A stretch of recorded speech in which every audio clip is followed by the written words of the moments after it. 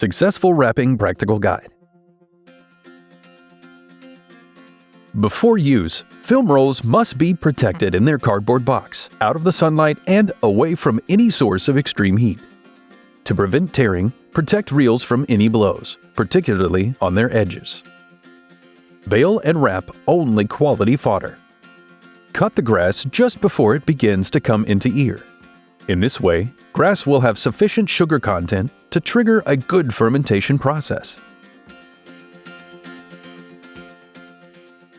Cut the grass at 8 cm height from the ground, or 3 inches, to reduce risk of soil contamination.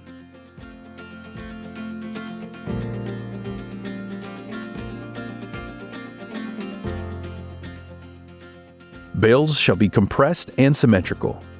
Dense bales having less air in them and allow less oxygen penetration.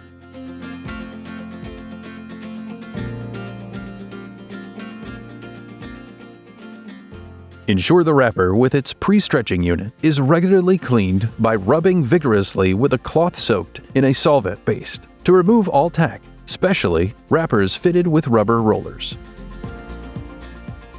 Use only premium quality wrap and apply the film with the right number of overlapped layers.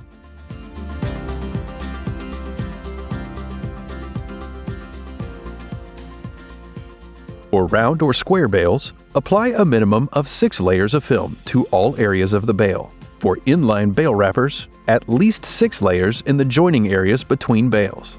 And for extreme use, we recommend that 8 layers shall be applied. Check the maximum pre-stretching level of the film is not exceeded.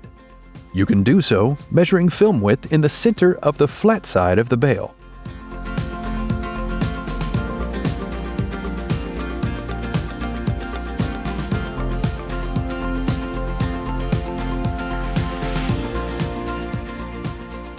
To check whether the right number of layers is being applied, count the total turns needed to completely cover the grass. Add 1 to the resulting figure and multiply the total by 3.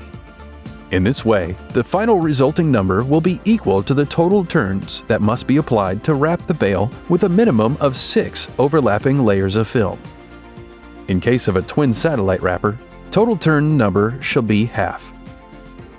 Carry out the wrapping process near the area where the bales are to be stored, avoiding unnecessary handling which could allow air to enter the bales.